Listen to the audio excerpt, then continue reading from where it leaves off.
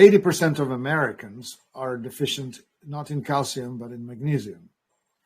If calcium were the bricks from which these structures are built, magnesium would be like the mortar that holds these things in place.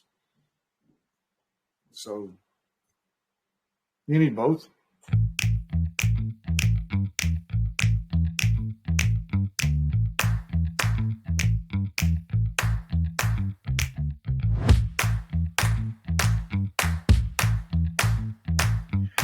And while we're waiting, we'll take a question. I found a really interesting question here that I want to get your opinion on, Martin, from the Fibromyalgia Support Group. We have 130,000 people in the group.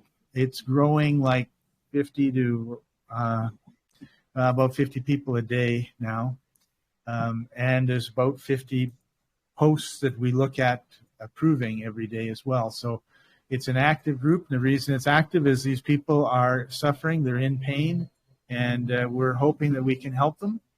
And this gentleman says, does anyone who can't have dairy take calcium supplements?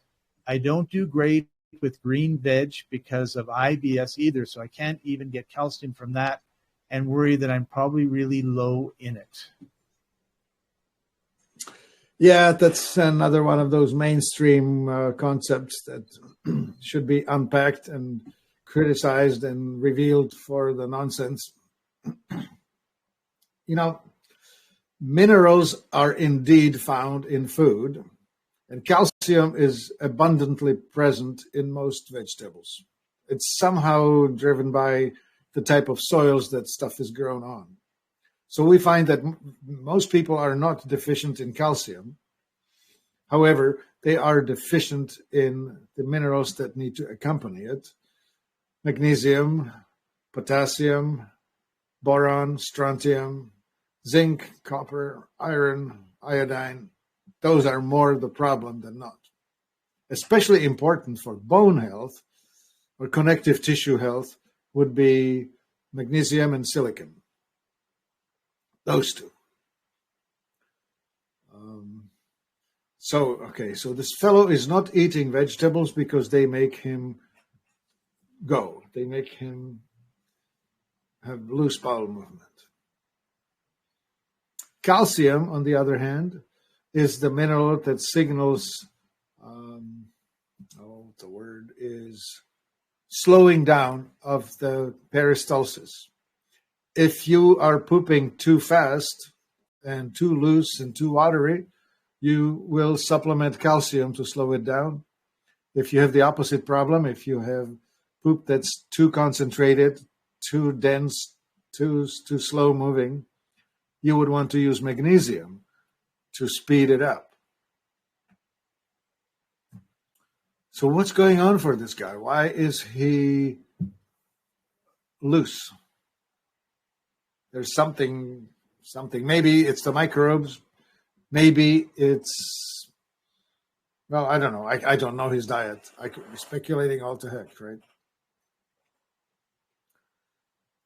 What would I tell him? Concern about bones. Sorry, I didn't hear. I was just going to say, does he really need to be concerned about calcium?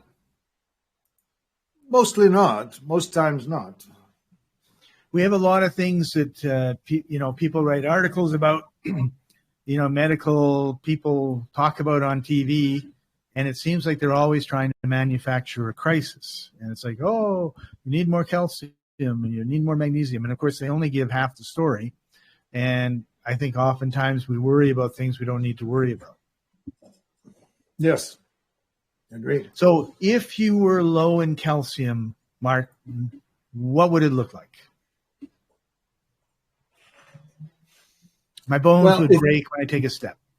No. Well, there are 2.5 pounds of calcium in the body. So it's not a whole lot. And it's a network of connective tissue.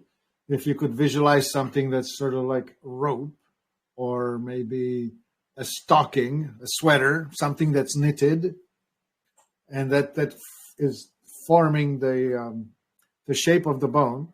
And then you hang on to it, these hard minerals like calcium and magnesium and silica, or silicon, I should say. All of that is deeply affected by nutrition, by the diet. 80% of Americans are deficient, not in calcium, but in magnesium.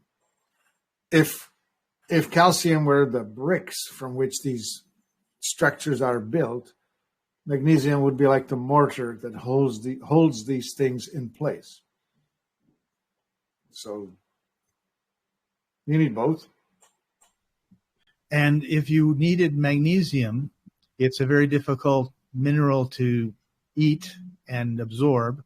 So you could get like a magnesium gel that we have at life-com and put it in a little bowl, put your feet in it. Maybe add some water. That would be good.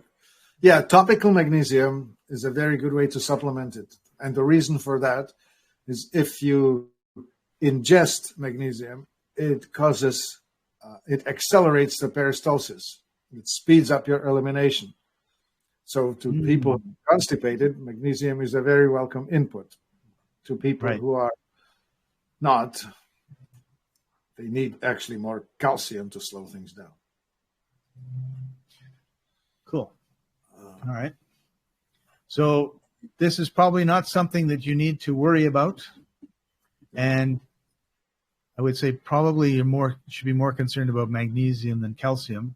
And it's another example of watching TV or listening to the radio and hearing someone get on their high horse about something that is probably not a problem.